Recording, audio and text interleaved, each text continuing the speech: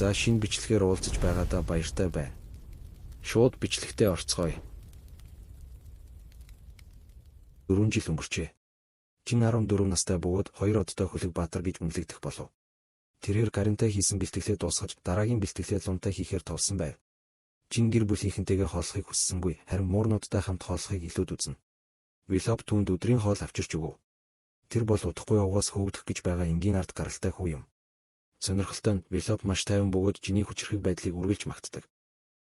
Манай хүү түүнд даруй байхаа болохыг зөвлөдөг. Учир нь тэгэх тусам хүмүүс түүнийг дорд үздэг. Чин түүнийг Ранкандл овгийн сонсогч Керэр гэдгээрээ өөрийн чадвараараа бахархахыг уриална. Харин Вилоп хамгийн муу дүн авч сэлэмний ур чадвар нь ховшиг байгаадаа гуниглдаг байв. Нөгөөтэйгүр Ранкандл овгийн сонсогч болно гэдэг нь өөрөө маш том амжилт юм. Тэр хамгийн муу дүнтэй байж болох ч дунджаас хайгүй илүү. Чин ийм даруй дотгошоо хүү ирээдүйд яаж тийм аюултай дайсан болж хувирах вэ гэж үнэхээр гайхна. Түүгээрч барахгүй тэрээр амиа хорлож дууссан билээ. Вилопын амьдралч мөн ийм төгсгөлөөр дуусч магадгүй тул чин тэр ирээдүйг зогсоохыг хүсэж байна. Энэ удаад чин түүнийг овогтой авч үлдэхийн төлөө бүхнээ зориулахаар шийджээ. Дараа нь залуу эзэн өөрийн одоогийн чадвараа үнэлв. Тэрээр ирэх жилүүдэд 3 одтой сэлэмчний төвшөнд хүрэх нь гарцаагүй юм. Одоогоор тэрээр лунтай бэлтгэл хийх ёстой бөгөөд лун түүнийг өчигдрийнхөөс өөрөөр бэлтгэл хийхийг шаарддаг. Лун түүнд бэлтгэлээ төсөөлөхийн тулд сэтгэлийн нүд Mandis ашиглахыг санал болгов. Сэтгэлийн нүдийг эзэмших нь сэлэмчний хамгийн агуу зэвсэг юм. Энэ нь зөвхөн 7 одтой баатруудын эзэмшдэг дээд түвшний бясалгалын нэг хэлбэр билээ. Чин яагаад ийм эрт ийм ур чадвар заалгаж байгаагаа ойлгосонгүй. Лун бэлтгэлтэй авраа ашиглахыг хориглодог тул чин үүний зорилгыг ухаарсангүй. Гэсэн хэдий ч тэрээр ихчийнхээ зөвлөгөөнд итгэж уг техникийг сурахын тулд анхаарлаа төвлөрүүлэх төвшингээ нэмэгдүүлв. Бэлтгэл өндөрлөж лун чиний төвлөрлийг түүний түвшний баатрын хувьд боломжгүй зүйл гэж бодлоо. Тэрээр үүнээс ч илүү хүчийг нээх нь зөвхөн цаг хугацааны асуудал байв. Дүрслэл шууд тулааны талбар руу шилжинэ. Энэ бол чиний хувьд чухал өдөр. Хэрэв тэр 10 сонсогчийг бүгдийг нь ялвал дунд шатны ангид орох боломжтой болно. Залуу эзэн өөртөө итгэлтэй байхад түүний найз Вилоп маш их сандарч байв. Дасгалжуулагч сонсогчдыг өөр өрсөлдөгчтэй 3 удаа тулалдахыг зааварлав. Зөвхөн шилдэг 10 тулаанч чинтэй нүүр тулна. Тэмцээн эхэлж сонсогч бүр сэлэмний сайн ур чадвар үзүүлв. 10 сонсогч тодорсны дараа үлдсэн тулаанчид суудалтаа буцаж чин тэдэнтэй нүүр тулахаар бэлтгэлээ. Түүний өнөө хүртэл хамгийн гайхалтай амжилт бол 8 тулаанчийг дараалан ялсан явдал байв. Чин сонсогчдын шилтгэн болох Миса Милканогоос хамгийн их санаа зовж байв. Энэ тулаан бүх зүйлийг шийднэ. Миса түн рүү дайрахад чин арай ядан хааж өмнөх тулаанаасаа хойш түүнийг илүү хүчрхэг болсныг мэдрв. Жинхэнэ асуудал нь Мисаг ялсны дараа түүнд дахиад 8 өрсөлдөгч үлдсэн байлаа. Миса түүний нарийн төвөгтэй хөдөлгөөнүүд хийхийн оронд энгийн хөдөлгөөн сонгосонд бухимдаж байв. Миса гинт чин өөрийг нь басамжилж байгааг ойлгов. Үүнд доромжлогдсон тэрээр хамаг хүчээ гаргахаар дайрлаа. Миса залуу эзнийг ялах хүслээр дүүрэн байв. Тэр шийдвэрлэх цохилт хийхээр дайрсан ч чин түүний эрийг бод цохиж тулааны ялагч болж үлдэв. Чин нэг л цэгт цохиж цэлмийг нь сэтэлж буталсанд Миса гайхаж хоцров. Тэдэнд ижил төстэй хүч чадал, төсвөр төвчээр байсан ч чиний наривчлал нь түүнийг ялагч болгосон юм. Миса дараагийн тулаанд түүнд сэтгэгдэл төрүүлэхийн тулд бэлтгэлээ үргэлжлүүлнэ гэдгийг мэдэгдэв. 10 сонсогчтой нүүр тулж байгаа хэдий ч чин Мисаг ялсандаа баяртай байсан бөгөөд бусдынхын дунд цөхрөлийн мэдрэмж төрүүлв. Тэрээр 10 дахь сонсогчийг хурдан ялж цорилтыг амжилттай давлаа. Шагнал болон тэрээр ирэх жил дунд шатны ангид орж жинхэнэ Ранкандлийн бодит сургалтыг авах болно. Хэдийгээр бэлтгэл дуссан ч чин хамгийн сүүлийн сонсогчтой тулалдахыг хүсэж байгаагаа мэдэгдэв. Тэр Вилопын нэрийг дуудаж тулаанд дуудав. Дотогшоо Сандро найз нь эхэндээ татгалцсан ч чин түүнд энэ хിവэрэ байвал авахт байх хугацаанд богино байх болно гэдгийг сануулв. Чин тулаанд Вилопыг бут нэргэх зорилготой байгаагаа хэллээ. Тулааны талбар руу арай ядан алхах Вилоп зэвсгээ барих ч итгэлгүй байв. 10 хүнтэй тулалдаад ядарсан байгаа жиний хувьд энэ тулаан амархан байх болно гэж чин хэлэхэд Вилоп үүнийг жиний шийтгэл үү гэж гайхав. Гэсэн ч чин тэр сул дорой амьтныг ялж чадна гэдэгтээ итгэлтэй байлаа. Өөр үгүрлгүүгээр чин түүнийг зодохоор ухс хийв. Вилоп хүн цохилтыг арай ядан хааж байв. Чин түүний хаалтанд гайхширчээ. Вилоп тэсхийг хичээсэн ч чин дайралтандаа өршөөлгүй хандаж байв. Тэрээр хамаг хүчээрээ дайрч сүүлийн цохилтоороо Вилопыг алж болох байсан гэдгийг хэлв. Түүнд өөрийгөө батлах 2 дахь боломж олгов. Вилоп хөл дээрээ боссон ч түүнд ямар нэгэн өөрчлөлт гарсан байв. Үхлийн аюултай дайралт хийх гэж байхад нь алтан авраг түүний биеийг бүрхв. Чиний амь насанд аюул тулгарч байгааг Миса гаринд мэдэгдэв. Залуу эзэн хүн бүрт энэ тулааныг нууцлахыг тушаалаа. Тэр Вилопыг авраа ашиглан чадвараа дэвшлүүлээсэй гэж хүсэж байсан юм. Вилоп суларсан Жинийг ялна гэж итгэн хамаг хүчээрээ дайрав. Жин түүний дайралтыг хаасан ч хүчтэй цохилтоос болж сэлэм нь хагарчээ. Тэр үргэлж Вилопын нууцлагдмал чадахыг мэддэг байсан ч авар гарах авьяастай гэдгийг нь Жин огт мэдээгүй байв. Сэлэм нь хагарсан ч Жин хүчтэй цохилтоор хариу үйлдэл үзүүлж Вилопыг хүзүүнээс нь барьж авав. Эцэст нь тэр түүнийг тавьж өршөөнгүй зан гаран гайхшрууллаа. Жин найздаа ийм байдлаар тулалдахыг хүсээгүйгээ шударгаар хэлв. Хэдийгээр тэр Вилопын талаар юу ч мэдэхгүйч түүнийг сайхан сэтгэлтэйгээс гадна хүчрхэг болоосоо гэж хүсэж байв. Учир нь тэдний овогт амьд үлдэхийн тулд зөвхөн сайхан сэтгэл хангалтгүй байдаг. Залуу эзэн зөөлөн зангаа гаргаж Вилопоос хүчрхэгжиж өөрийн итгэл үнэмшлээ хамгаалахын зэрэгцээ бүх хүмүүстэй найрсаг байхыг хүсв. Өдрийн хоолны цаг болоход Жин тэдэнд хоёуланд нь хоол авчрахаар шийджээ. Сиаран ханаас Жиний Вилопод хандсан инэрэнгүй үйлдэлийн талаар илтгэл сонсоод ихэд гайхав. Эцэг нь хүүгээ өөрөөсөө сул дорой хүмүүсийг халамжлах чадвартай байгаагаар нь бахархаж анхны даалгаврыг нь өгөхөд бэлэн болжээ. 1795 оны эхний сард хүү эцэст нь 15 нас хүрчээ. Тэрээр 3 оддоо баатар болж дэвшин бэлтгэлээсээ амралт авав. Дунд шатны ангийнхан модон сэлмний оронд жинхэнэ сэлэм ашигладаг байв. Сонсогч бүрт зориулан сэлмийг гараар хийдэг байсан тул зарим нь зэвсгээ захиалж хийлгэх шаардлагатай болдог. Жинч бас зэвсэг хайж байсан бөгөөд лун түүнээс жилүүтэйгээр энэ өдрийг тесэн ядан хүлээж байв. Тэр Жинд өөрийнхөө сонгосон зэвсгийг өгөхийг гуйсан тул лун түүний зэвсгийг сонгох хүн болов. Дүүн түүний сонголтод итгэж төгс зэвсэг олно гэж бодож байлаа. Гэтэл лун аврах том сэлэм гаргаж ирхэн тэр Жин хүртэл цочирдов. Лун түүний насан дээр байхдаа яг ийм зэвсэг ашиглаж байсан гэдгээ хэллээ. Гэвч Жин түүний сонголтыг хүлээж авахд хэцүү байлаа. Тэр зэвсгээс татгалцсан лунгийн сэтгэлийг шархлуулжээ. Түүний хариу үйлдэлийг харсан лун Жиний тулааны хэв маягт тохирох өөр зэвсэг сонгохоор шийдэв. Жин нэрэ байхдаа Балсада, Баласара сонгосон учраас лун түүнийг орлох төгс зэвсэг нь Брадамант байх болно гэж үзсэн байна. Энэ бол анхны өвөг эцгийн зэвсэг бөгөөд овгийн хамгийн үнэт эрдэнсийн нэг тул түүний таашаалт нийцсэн илт юм.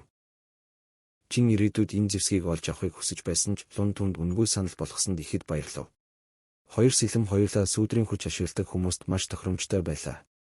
Ах дүүсийн өрсөлдөөнөөс болоод Жин уг зэвсгийг өөрөө олж авах боломжгүй байсан юм. Лун Жин өөрөөс нь болгоомжилж байгааг мэддэг бөгөөд Жин түүнд ямар нэгэн байдлаар хариу төлөх шаардлагагүй хэлв. Лун сэтгэл дундуур байсан тул дүүгээ нүдээ анаад дахин бэлтгэл хийхийг зааварлав. Ранканделийн ах дүүс үргэлж хоорондоо тэмцэлдэг хэдий ч өөрийнх нь салахгүй хайрыг түүнд сануулахыг хүсэж байгаагаа хэлв. Лун Жинийг төрхөөс өмнө асар их ганцаардал тусгаарлагдмал байдлыг мэдэрч байсан учраас дүүгээ амьдралдаа хизээж тийм мэдрэмж битгий мэдрээсэй гэж хүсэж байна. Бэлтгэлийн дараа Жин шин зэвсгээ Морокконд гайхуулсан боловч Мороккон үнийг түүний одоогийн ур чадварын түвшинд тохирсон зэвсэг гэж бодохгүй байв. Одоогийн түвшиндээ Жин хитрхи сул байгаа ч тэр удахгүй сүүдрийн хүчээрээ 3 одод хүрнэ гэж найдаж байна. Мороккон түүнд 3 од биш харин 5 одод хүрэхийг зөвлөв. Жин бол хитрхи удаан хүлээхийг хүсдэггүй тэрслүү хүүхэд юм. Аз болоход жилийн ирж хүүд гарины талаар мэдэгдэв. Жин анхны даалгавар нь амралтын дараа шууд эхлэх болно гэдгийг мэдэж ав. Тэр гаринтай уулзсан шинэхэн ангийн 10 сонсогчтой хамт даалгавар гүйцэтгэх ёстойгоо ойлгов. Тэдний зорилго нь Жиан хаант улсын хил орчмын газрыг таних явдал байв гэлээ. 4 өдөр өнгөрөв. Тэд Бил гэр бүлийн Симбур Биллийг Самбер аврах даалгавартай байлаа. Тэд санаачлаг гарan хилийн харилцаа даруй хуаран байгуулсан бөгөөд дараа нь ажиллагаагаа эхлүүлэхээр зэхв. Өдөр бүр нэг хэсэг нь үндсэн хоорондоо мэдээлэл солилцох үүрэгтэй байв. Жин бол удирдагч бөгөөд холбоотнуудаа өөрийг нь тэгж дуудахыг хүсэж байлаа. Даалгаврыг амжилттай болгохын тулд бэртэж гэмтсэн хэн бүхэн сайн амарч хангалттай завсарлага авах болно. Жин энэ бүс нутагт ямар ч хүн чон байхгүй болж мэдэв. Мэдээллийн зуучлагчаар ажиллаж буй Вилопын гэрхай байдал түүнийг бишрүүлв. Багийн ахлагч 13 гэр бүсийн хайлтыг цааш үргэлжлүүллээ. Даалгавартай холбоотой ямар нэг зүйл түүний сэтгэлийг зовоож байв. Даалгаврыг хуваарлахад түүний эцэг оролцсон үнэн хэдий ч бүх зүйл хитрхи тухтай амар хэлбэр явагдаж байлаа. Хүү даалгаврын талаарх өөрийн зүм совингоо буруу байсан юм болов уу хэмээн гайхаж байв. 13 гэр бүсийн цаадах газар нутгийг хагас хүмүүсийн нутаг Land of Halfman гэж нэрлэдэг. Энэ нь Шиников сонсогчдын ур чадварын түвшнээс хамаагүй давсан аюултай бүс нутаг юм. Жин өөрийн нөөц бололцоог шавхын оронд төвөггүйх нь ялахыг хүсэж байв. Гэтэл гинэт Вилоп нөхцөл байдлын талаарх маш ноцтой мэдээлэлтэй хурж ирэв. Жин 2 eur баг дайсны халдлагад урдсан тухай төгшүүртэй мэдээг хүлээн авав. Тэр даруй хөдөлгөөр бэлтгэж Вилопоос тэд 3 хүн дайрагчийн довтлохонд урдсныг олж мэдэв. 3-аас илүү дайсан байх магадлалтай байлаа. Жин харьяатуудаа үндсэн хоорон руугаа буцахыг тушаав. Тэрээр дайснуудын эсрэг довтлохыг тэргүүлж тэдний санаархлыг таслан зогсоохоор явлаа. Жиний санааг зовоож буй олон асуулт байсан ч тэр дайснаас ягштал өшөөгөө авахд бэлэн байв. Цусны уул мөр Вилопыг айдаст автуулав. Тэр Мисагийн баг бүрмсэн устгагдсан байх вэ гэхээс айж байлаа. Гэсэн хэдий ч Жин эргэн тойронд ямар ч махны тасархай байхгүй тул найдвар байгаа гэж бодов. Зөвхөн ганц дайрагч тэдэн рүү довтолж байх боломжтой юм. Жин цустай боолт олж харав. Энэхүү олдурынхоо ачаар тэр хоёр өөр багийнхан ойр орчмоос нь өөр нэгэн аюул занал хийлж байгааг мэдрээд чиглэлээ өөрчилсөн гэж дүгнэв. Тэр Sierra, Эдингтон, Эдинтон, Дэвид нартай хамт явуулахыг хүссэн бол Жин өөрөө Виловтай хамт хоёр өөр багийг мөшгөхөөр болов. Тэд хоёулаа дайснуудынхаа эсрэг тулалдаж буй хоёр өөр багийг олж чадсан ч Миса тэнд огт байсангүй. Тэр Вилопод зүүн талынх руу довтлохыг тушаав. Жин зэвсгээ сүудрийн хүчээр бүрхэж довтлохооныхоо хүчийг нэмэгдүүллээ. Тэр сэлмээрээ дайрагчдын нэгийг нь тэр даруй хөнөв. Хоёр дахь дайсны хувьд Вилоп довтлохооноо эхлүүлсэн ч Жин илүү хурдан хөдөлж түүнийг араас нь цавчин унав. Ингэснээр хоёр дайрагчийг хоёуланг нь буулган авлаа. Жин Миса баригдсан тухай олж мэдэв. Тэрээр амьд үлдсэн дайрагчид хоёр сонголт өгсөн бөгөөд хоёулаа л түүний үхэл рүү хөтлөх сонголтууд байв. Энэ аимшигт 15 наст хүү ямар ч өршөөлгүй бөгөөд дайрагчийн таньдаг бүх хүмүүсийг алан хэмээн амллаа. Тэр хүн гэр бүлээ сүрэлт өртгийг хүссэнгүй. Тиймээс Кинзало бүлэглэлтэй холбоотой мэдээлэлээ дэлгэж орхив. Тэд бол анхны цаг хугацааны шугамд Жианванд улсын хааныг хөнөөх үүрэг хүлээсэн террорист бүлэглэл юм. Тэд хувьсгал нэрийн доор дэлхийг байлдан дагуулах нууц санаахлыг тээж явдаг байжээ. Жин тэдний зорилгын талаар лавлаж асуув. Харамсалтай нь тэр дайрагч нь тэдний гар хөл болох стил нэг байлаа. Тиймээс түнд гол баазынхын талаар их мэдээлэл байсангүй. Тэрээр 20 тулаанч жидэнгүүдийг байрлуулсан өөр нэгэн баазын талаар түнд хэлв. Хамгийн сүүлийн асуултынхаа хувьд Жин тэд яагаад Мисаг хулгаасныг мэдхийг хүслээ. Тэрээр улс төрийн зорилгоор эмэгтэй сонсогчдыг барьцаалах тушаал авсан байсныг нь олж мэдэв. Энэ мэдээллийг авсныхаа дараа Жин дайснуудаа өршөөнгүй хандхаас татгалзаж үхлийн цохилтоо хийв. Миса баригдсанаас хойш 1 цаг өнгөрчээ. Тэр харьяатуудаа өөрсдийгөө эмчилснийхээ дараа тусламж хүсгийг даалгав. Жин 20 дайрагчдтай бүгдтэй нь ганцаараа тулалдахаар бэлтгэлээ. Түүний нөхдүүд ийм ухургүй шийдвэрийг эсэргүүцэж аюултай даалгавар түүнд тусламж үзүүлэхийг хүсч байв. Жин өөрийн овгийн хүмүүсээ хамгаалах нь түүний үүрэг гэдгийг онцлон тэмдэглэв. Тэрээр даалгаврыг биелүүлэх хүч чадалтай итгэж байсан бөгөөд тушаалыг нь эсэргүүцхийг огтхонч таашаадаггүй юм. Жин эцгүй хаагуур нь бүхнийг хариуцсан ажиллахыг Вилопод зааварлав. Ингээд багийн ахлагч хитрхи оройтхоос өмнө хурч очино гэж найдан Мисаг аврахаар ухсхийн явлаа. Жин өөрийнх нь ур чадварын төвшнээс давсан чадварлаг дайснуудыг ялах хэрэгтэй болов. Түүний хүчирхэг нь үнэн боловч тэднийг бүгдийг нь ганцаараа ялах хэмжээний тийм ч хүчтэй биш байв. Тиймээс түүний төлөвлөгөө нь өрсөлдөгчдөө халц тулаанд ялахын оронд Мисаг аврахад чиглэгджээ. Жин илрүүлэхийг шидийг идэвхжүүлж түүнийгээ салхи мэдрэгчтэй хослуулан бүр ч илүү үр дүнтэй болгов. Энэ нь түүнд дайсны уул мөрийг илрүүлэх боломжийг олгов. Жин хурдаа нэмэн давхиж байтал гинэт хэсэг бүлэг дайрагчид түн рүү довтлоо. Ранканделийн залуу эзэнтэн нийт шид ашиглах чадвараараа тэднийг цочирдууллаа. Тэр нэгэн шиднэр гараа өргөдүүлэхээс өмнө нэгийг нь ялав. Жин дайрагчийг араас нь цавцсан бөгөөд өөрийнх нь дархлааны ачаар галын дүлэнд өртсөнгүй. Шидэн түүнийг ялахын тулд мөсөн шидийг ашигласан боловч энэ мангасын эсрэг энэ нь ч бас ямар ч нөлөө үзүүлсэнгүй. Шиддэн үхэлтэйгээ нүүр туснаар ялагдал нь тодорхой болов. Жин дайрагчид тэднийг анхан шатны туршлагатай гэж бодон тэдний фракцийг дутуу үнэлж байна уу хэмээн гайхаж байв. Тэр Кинзалогийн шатлан захирах хэсийг ойлгодог байсан бөгөөд Мисаг офицерт хүргэх хүртэл хинч түүнийг гэмтээхгүй гэдгийг мэднэ. Энэ бол түүнд Мисаг аврах цорын ганц гэрэлтсэн найдвар байлаа. Жин дайснуудынхаа анхаарлыг сарниулахыг зорж үнийгээ хийхин тулд галын шид ашиглав. Энэ нь Жин дараагийн алхмаа хийх зуур тэдний анхаарлыг гал руу төвлөрүүлэх болно. Тэр бааз дээр нь хурч очин дайснуудаа алдаа гаргахыг аажуухан хүлээв. Жин галыг тавьсан буруудан байгаа гэдгийг мэдсэн тэдний удирдагчийг олж харав. Дайснуудын хувьд золгүй тэдний удирдагчийг хүмүүсээсээ хол байх үед Жин түүнийг цохиж унав. Тэр түлхүүрүүдийг олж авч 20 хүрээв нээн оров. Тэнд тэр нууц хаалга олж харсан бөгөөд эцэст нь Мисаг оллоо. Миса түүнийг ийм аюултай газар байгааг хараад ихэд цочирдов. Жин түүнийг сулсан ч гинэт бүх байгууламж бүхэлдээ жижирч эхлэв. Хэрв тэдний хувьд зүгтхад нөхцөл байдал хэцүүдвэл өөрийг нь орхиод явахыг Миса гуйв. Жин тэр талаар огт тоосонгүй харин Мисаг аврахад л анхаарч байлаа. Гадаа гарсныхаа дараа тэрээр нэгэн аимшигтай зүйлтэй нүүр тулав. Нэгэн хагас хүн гинтгэн бүлэг дайснуудыг хядаж орхисон байлаа. Энэхүү аимшигт мангасан цагаан хүн чоноос White Wolf өөр хинч биш байв. Мисаг ямар нэгэн бодлогогүй үйлдэл хийхээс сэргийлж Жин түүнийг цохон ухаан алдуулав. Хүн чон гал тавьсан хүн Жин мөн эсгийг асуулаа.